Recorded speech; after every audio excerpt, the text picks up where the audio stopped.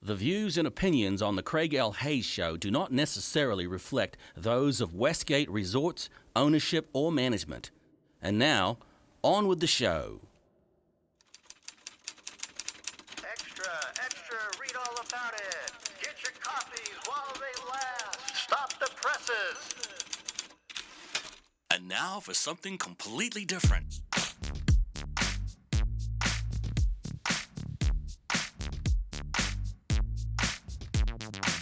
Are you ready for a little truth? Are we not entertained? Wisdom is the proper use of knowledge and experience. There are no safe spaces here. The truth shall make you free. It's showtime! So you want the truth, but can you handle the truth? Well, here's another fine mess you've gotten us into. Now that's entertainment. Enlighten me a little. What you say is quite logical. And what did we learn? Prepare yourself for a little sensory overload. I came here for the truth.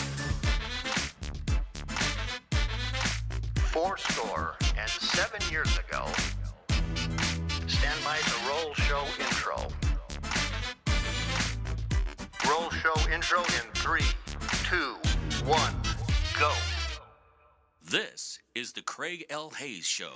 Hello, America, family, friends, and listeners all around this planet we call home. This is the Craig L. Hayes Show. I am Craig L. Hayes, and today is the 13th of January, 2025, and we're continuing on our series with talk behind the scenes, what goes on behind the scenes to make Las Vegas shows or New York shows or Chicago, wherever you've done show business. We're going to talk about it, what does it take to put a show on, a little look behind the curtain, kind of this thing that we've been doing here for the last several months.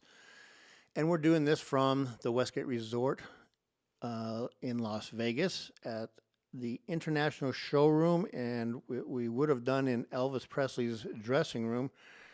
Got moved down the hallway to the wardrobe room because Elvis Presley's dressing room had a leak coming out of the ceiling. Some pipe broke somewhere. So we're down here, and we're going to continue talking about our showbiz life. But first, we want to thank again Cammie Christensen, the president of the hotel. She's allowed us to do this show along with Dawn Rawls. She has allowed us to do it. She is the vice president of marketing and entertainment. And John Peer, the technical director and entertainment director here at the hotel. Thank them for allowing me to do this show and keeping the history of Las Vegas alive in show business. Today's show, this episode, is going to be with someone I've known for about 35 years. We were just trying to remember, and haven't worked with him a lot. And I don't think I've ever really worked with you other than a couple shows, but that have come into this hotel. But I've known him for 35 years when he was working out at the hall as a dispatcher. And we're going to talk a little bit about that, and he can tell us a little bit about his life. But the person we're going to talk to right now and get a little insight on his career and his life and his showbiz experiences and some of his favorite shows his name is Paul Hansell. Paul, welcome to the show.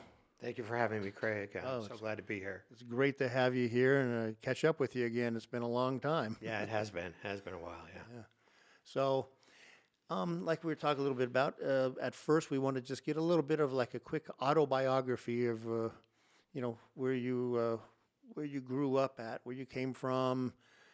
Tell us a little bit about those early years of your life and how you got into showbiz, and what was it brought you into the fold of, being a stagehand, and so if you would just give us a little bit of that, would love to hear some of that, and then we'll get into some questions and some stories and everything else. Okay, I'd be glad to.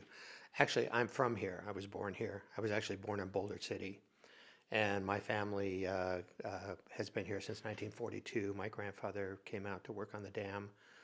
My grandmother and the rest of the family came out, and we never left. So we're old desert rats from way back. Wow. And I think one of my earliest recollections, my grandparents lived on a street called Mallory, and I remember standing on the back porch, and I could see straight through to the Strip, and I thought, I want to go there. I want to be there someday. And eventually we moved to Las Vegas when I was in the fourth grade, I guess. And I sang in choirs in junior high school, and I sang most of my life anyway. What junior high? What junior high did you go to? I started at Garside. Okay. And moved over to Cashman when we moved. And then I graduated from Clark High School in 1971, and always participated in whatever shows, choirs, musicals, anything I could get involved in. And then when I went to UNLV, I was involved in the music department there, and I kind of moved over to theater and did, if there was a musical, I wanted to be in it, singing, dancing, whatever there was. Oh, awesome. And then I worked with Las Vegas Little Theater. I don't know if you remember. Well, they're still going, but I mean, in the very, very beginning, when they were an old, over on Spring Mountain Road near the railroad tracks, they had an old stop and go or 7-Eleven. And there was this huge pole right in the middle of the stage that I always tried to, say, it'd be great, we should do, Peter Pan, we could put the sails up, whatever we could do there. You have to ignore this, Anyhow, I did some shows with them, and eventually ended up working for about 17 years with Actors Repertory Theater Company, and it was eventually became a small equity company. I got my equity card, and I did, again, musicals, anything, that I could get involved in, and then eventually became the house stage manager. And at the same time, I had gone to work at the hall in dispatch. So I was sort of balancing those two worlds. And Just real quick, when he says the hall, he means IATSE Local 720, the union, the stagehands union here in Las Vegas. Just so Exactly, for people that exactly. are going, hall, what does that mean? Well, the hall. Yeah, I'm sorry. It's just, No, that's I okay, just guys. assume everyone knows. Yeah, we have our own lingo sometimes. We kind of do.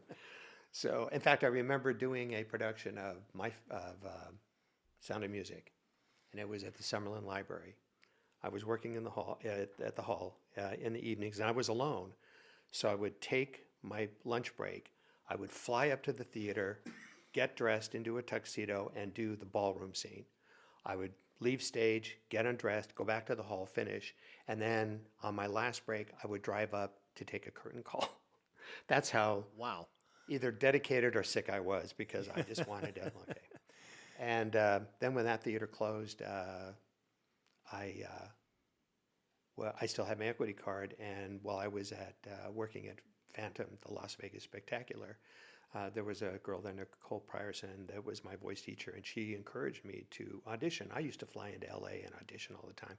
Nothing really came of it, but it was a great experience to go have that. I would fly in early in the morning, go to the audition, get back on a plane, go back to Vegas, and do the show in wardrobe that night.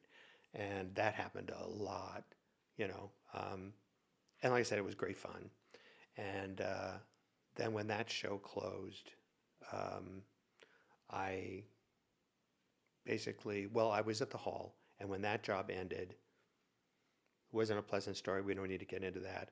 But I ended up going into wardrobe, and I didn't really have any experience. I mean, I played around in wardrobe ironing and steaming and doing whatever I could do because it was fun. They threw me in. My first show was actually Best Little Whorehouse with Anne Margaret and Gary Sandy.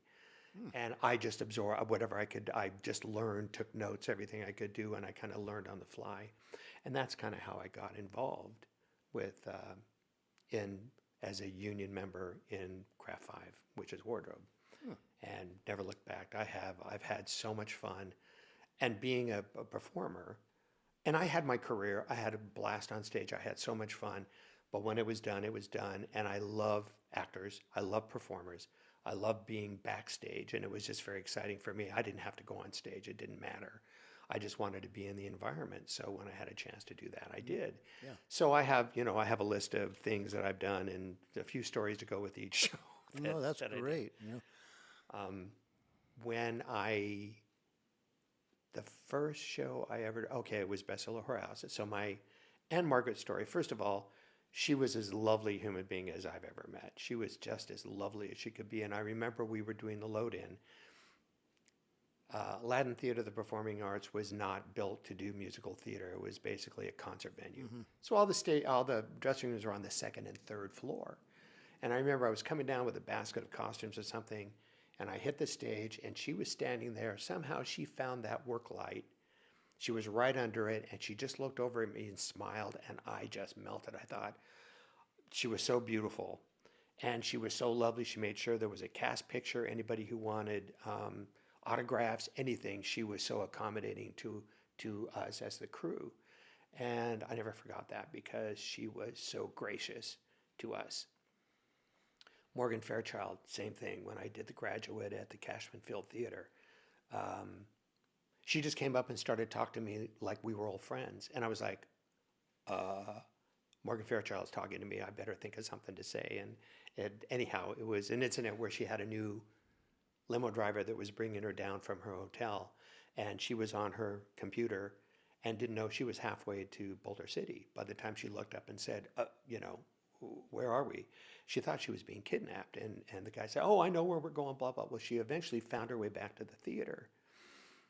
And so she just walked up and said, where was I going? Where was he taking me? I said, it kind of looks like you're going to go to the dam. I said, it's a great tour. You should do it sometime. But you were on your way to Boulder City.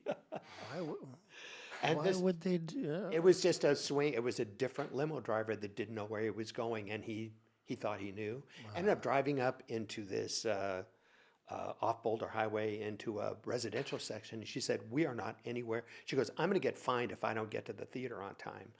But she was another one. She was as lovely a human being. And I've heard that about her. She's just as lovely as she could be. And it was, anyway.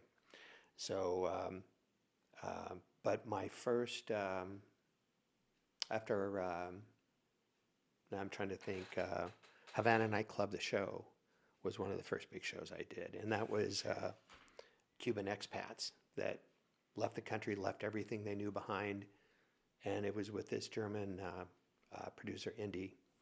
And she had, I guess her dad was a German industrialist, had a lot of money until the bottom fell out of the market because it was around 2008 or so when everything kind of fell apart. And first of all, I was at the Stardust Hotel. I am such a geek when it comes to vintage Las Vegas. First of all, vintage Las Vegas hotels. And the fact they just turned down the Tropicana is just killing me that they did that. Yeah. But, so I was backstage. Well, on either side of the stage, on the stage left, there was an entrance from upstage, and it was just one long room, dressing room, where the chorus boys were. And I was down at the end, and I was dressing Juan, who was one of the singers in the show. And one night, there was a bunch of commotion behind me. I was focused on holding his pants to get him into his suit. Well, pretty soon the noise came right behind me, and it was Osvaldo, one of the dancers. And, these are Cuban boys. I never knew whether they were mad or happy. It was all noise. It was all loud noise. Well, pretty soon fists start flying. Racks of costumes go flying, and they're beating the heck out of each other. Pretty soon, all these chorus boys in their underwear jump in a pile to pull them off each other. And I'm thinking, oh my God, what is going on here? Juan had a cut on his forehead. He walked out. So he comes back still later. I had his pants. He goes, oh no, we're beyond that. We're done. And none of these boys really spoke English. When they would come and ask me for something, and it's like, I don't know if you're asking for a shirt or socks or whatever. Yeah. I'm sorry. So then I guess a few weeks later, another singer and another dancer got in a fist fight. And I was there, and they said, Paul, what are you doing to these guys? Every time you walk in, they want to beat the heck out of each other. A couple of years later, I was at the Grand Canal Shops at the Venetian, and I ran into Juan, and he said, I always wanted to tell you what happened. I wanted to explain it to you. He said, they do a nightclub scene where they have those little cocktail tables that are not much. Yeah. Well, he stands up and he's singing. Well, apparently Osvaldo bumped the table and almost took him down. And he said something like, be careful or something like that. Well, Osvaldo got offended. Yeah. So they took it back to the dressing room, and so that happened.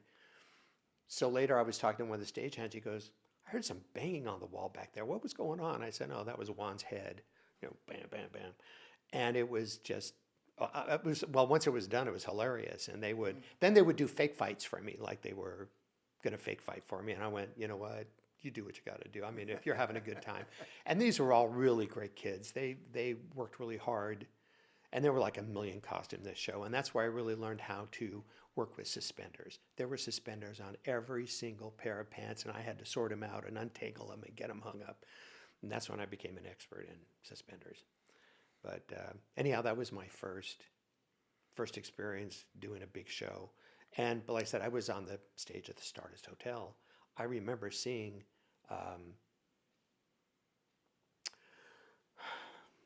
that show. Was it Lido? Lido, thank you. Lido, yeah. Seen Lido like in the 70s when, in the early, I was probably barely 21, and I'm 71 now. And I was so starstruck. It was so beautiful. And I got to see Enter the Night there too, which I also loved. Mm-hmm. So being able to be on that stage was just amazing to me. I like I said, I'm really starstruck when it comes to that kind of thing. So anyway, and then later they moved that show to the Sahara, and they called it Raw Talent or something. They completely changed. There was these wonderful Cuban performers that were wonderful. Well, they turned it into some show with a computer that got stuck and somehow turned it into this fantasy world. Half the show was in Spanish. There were 700 of the ugliest costumes I ever saw in my life. And these kids were so great. I knew how good they were, and this show was wasted on them. It was just, Anyway, that's just a little side note, but they were all great kids, and I really enjoyed being around them. But while I was at the Stardust, they would do, some nights they would do 2 shows, but, I got to see Joan Rivers, The Temptations, Wayne Newton, and his voice is pretty shot by then, but he would, he did his show. And so all those, I got to see some really great shows.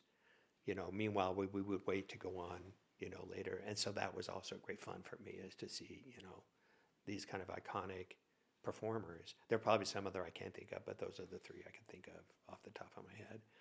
And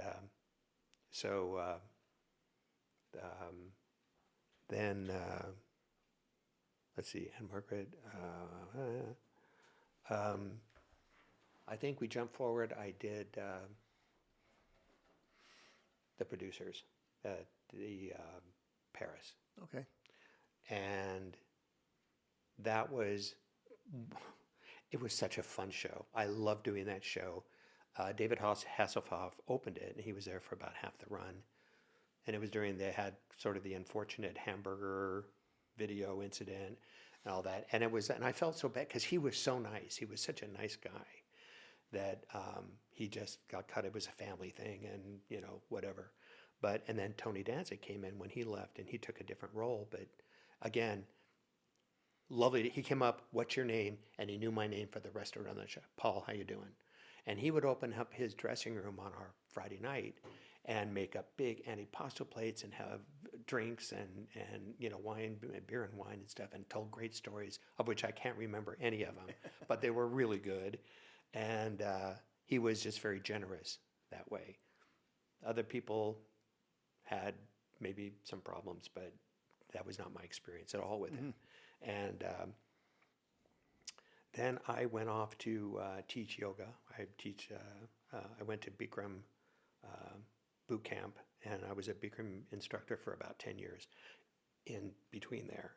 And the little side story to that, and one of the first classes I taught, I was looking at the list of students, and I went, "Oh, look, this woman has the same name as my favorite Supreme, Mary Wilson."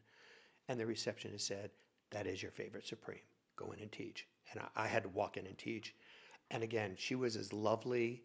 I got to see her show at the South Point. She autographed her new book for me, and she was amazing. She was an amazing human being. And during that time, she was flying to Europe because she had kept all the Supreme costumes in storage. And some of them, there was a fire of suspicious nature, and some got burned up. But they did a tour of all the museums, starting with the Royal Albert Museum in London. Every 3 months, they would fly her in to go to open up a new museum. And she was still a big star in Europe, because they don't throw their stars away like we do here. And she said, "I never thought it would pay off all these, taking care of curating all these costumes. And there was a woman who was pretending to be here at a function that a guy I dressed in the show, he came and said, this woman says she's Mary Wilson. So I sent it to Mary. And I had told her there was an iconic poster of them that was up at Wonderworld up on Sahara, because I used to work there. Wow. There was Gladys Knight and the Pips, the Temptations, and the Supremes. And the one poster, I described it to her. Well, see, she sent me a postcard with that poster on it. She was so thoughtful and said, thank you for this, truth in music and stuff, which she was a big proponent of.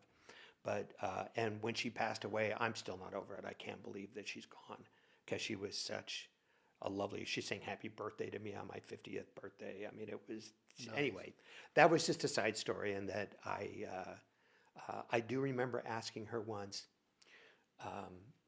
why did you not sue the Broadway production company? I said, they took Dreamgirls basically word for word from your book. My life is the Dreamgirls, my life is a Supreme. And she said, first of all, thank you for asking. She said, I did not want to sully the experience of Dreamgirls because it was such a big hit. And she goes, I did pretty good with the book. She goes, I did okay, so I'm fine, But she was just a lovely lady. And from there, I may be jumping around, but producers. Oh, that's okay, because you had mentioned a few minutes ago about doing the vintage hotels in town. Mm-hmm. We're down to only a couple left. Yes. What the strip has, the Sahara and the Flamingo, part of the Flamingo. The rest of it's all fairly new. Yeah. And you keep on going down the street, and Bally's is a little old, 72. It was open 72 or 73. Can't Something like remember that. now. Yeah. And this place, which was 69, it opened. Right. But I still keep thinking of this as a new hotel, as being new. I'm thinking of like Moulin Rouge, the Sahara, the Castaways, the Desert Inn. I mean, all those old. So many have gone. And I remember as a kid, we would come into town. They used to decorate the hotels inside and out. And at that time, I remember that you would drive down the strip and you would have the Sahara, black desert, just dark as dark could be. And then you had the Thunderbird. They were like little jewels in the desert that had their own personality, and they were just these neon jewels. And now it's just one big string of lights. And that's what I mourn. That's what I kind of lament, that I just remember, going to the desert, and they used to float a lighted Christmas tree on the pool. And it was, and they all had their own personality, anyway, the Sands and, the Flamingo, whoever had the Champagne Tower, I think that was the Sands. And, and the fountain in front of the Tropicana I guess it took them forever to knock down because it was made with so much cement rebar. Well, the other side of that was part of the air conditioning system too. Remember how it had the water flowing all over it? Mm-hmm. Well, water was drawn in through that. Air was drawn. That was like part of the evaporative cooler for the hotel in the original day. Oh. And they just had a tunnel that brought the air through that. So I was like, these guys were pretty smart. You should put a big water fountain out there, and then go, hey, if we run some air through that, pull it in, it'll keep the casino cool. Well, and that was back when I remember having 0% humidity here. Yeah. Where evaporative coolers worked so great. Really good. Not so much anymore. No. But when I did get to work at the Trop, I worked at the front desk. I got hired and fired 3 times. That's a whole nother show. But when I was working in dispatch, at some point they decided I could be a member, but I had to take a call. So I took an assistant carpenter call, and it was some magic show. I went in to do a 4-hour call. I ended up doing both shows and the loadout. Then I had to go over and have the urine test and all that. And I overslept. I was late going into as a dispatcher the next day. I took a lot of flack for that. But it was, but I got to work on that stage. And that was a lot of fun. It was like, oh, I could probably do this for a living, And so I've got Les Mis in here. What happened with Les Mis? Put on your glasses. Oh my Yeah. God. Welcome to the club. Oh, Les Mis. It was one of the first productions. It was at the Cashman Field Theater. They were doing, I guess at some point they had the gondolas, which are the boxes that all the costumes roll in on. You know that, but Yep. maybe these people don't. But it was across the hall in the one of the big meeting rooms or whatever. Well, they were having an event there. The gondolas did not fit downstairs under the stage, so they had to build smaller gondolas, which meant we had to cram costumes in there. And it was one of the first shows that, like, it was such organized chaos, but I was so impressed because the first show, you laid down most of the show. It was on those chairs, and you just handed costumes. Everything went in a discard bag that was done. You just throw it back down. During intermission in the second show, you were hanging. But because these gondolas were so small, you were just cramming costumes in there, trying to get everything to fit. Then at the end of the run, we had to grab all those costumes, hand walk them up a flight of stairs across where it was raining into the other hall and put them in the corresponding gondolas. It was quite an experience. But I again, it was just part of the thing. But that's when I realized these traveling shows are so well organized, and especially Les Mis. It's like, oh, this person's in. Oh, you just clip this thing here, and it was all so beautifully laid out, the wardrobe tracks, and they had to be, because not all crews were, we know what cities they have those crews that it's Auntie Ruth that's just looking for some mad money that doesn't really know what they're doing. So what I learned over the years was that traveling performers learn to be, especially chorus people. I love dressing dancers. They're so self-sufficient. They'll say, just make sure the costumes are there. We'll dress each other, and they're good, and they were a pleasure. Yeah. And had a blast with them. And I did dress some principals, not so much fun sometimes, yeah, but... Yeah, they can become a little bit self-absorbed. Yeah, let's go with that. And but it was funny, during my run at Aladdin Theater of the Performing Arts, it was a lot of the same crews that came through. It was the same, And after a while, as soon as they came in, the head of wardrobe would say, "Where's Paul Hansell?"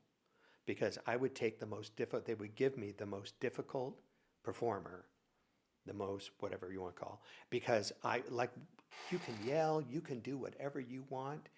I don't care. I used to do what you did. I have no ego. You can say whatever you want. It doesn't matter, which brings me to Jesus Christ Superstar. I dressed Sebastian Bach, who is the front man for Skid Row. Yeah, Skid Row, yeah. Yeah. Okay. Well, again, he was good. He was good. He was really kind to me, and his wife was lovely. Well, he came in, I don't know if he had had a bad night for whatever reason, and he asked for a banana and a protein bar. So I went to the traveling head. I said, we need a banana protein bar for Sebastian. It's not in his rider. You tell him no. And I said, I'm the local dresser. I'm not telling him anything. You go tell him. I'll wait 15 minutes. You go up and tell him. And when the dust clears, I'll go up and do whatever. So I went up and I said, did you talk to the head of wardrobe? No. I went, I'll be right back. I went over to the ABC store. I bought him a banana. A friend of mine, who was actually, Louise was David Lee Roth's dresser when he was at the MGM. She had a protein bar, so I took it into him. Got him all fixed up. And he said, so I said, listen, here it is. We got you covered. Well, he came off after his first, I can't say what he really said because this is a PG show. He said, how come the only person in this show that gives a about me is my dresser? And everyone looks at me, and I'm just like, you know what? I don't try to attract that kind of attention. And it was like, but I was kind of proud. It was like, okay, but he was mad, and his wife came in, and she went to them, and she said, listen, if my husband wants a protein bar, get him one, and take the $1 off his salary. Yeah, If really. that's what, I mean, it was kind That's of that. petty. Yes. But when the show was over, we were all signed out and stuff. I got to go up to his room, and we partied a little bit. It was he was so nice. He gave me his personal phone number, which I never called him. I thought if I even tried to party with you, I'd be dead. Yeah, And so those guys know how to party. you know, and in my day, I could have been right through, but I'm not a kid anymore, and I wasn't a kid then. I was no, but thank you. But, you know, I have pictures of me with him and his wife and stuff. Anyway, but that was my Jesus Christ Superstar. That's nice. That was, but he was rather loudly and rather eloquently sing my praises in front of everybody, and it was like that was kind of cool. That's a nice pat on the back. Well, Paul, that brings us to the end of the first episode in our interview. Okay.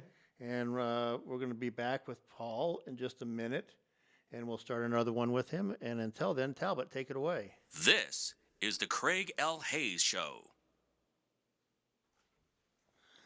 All right, so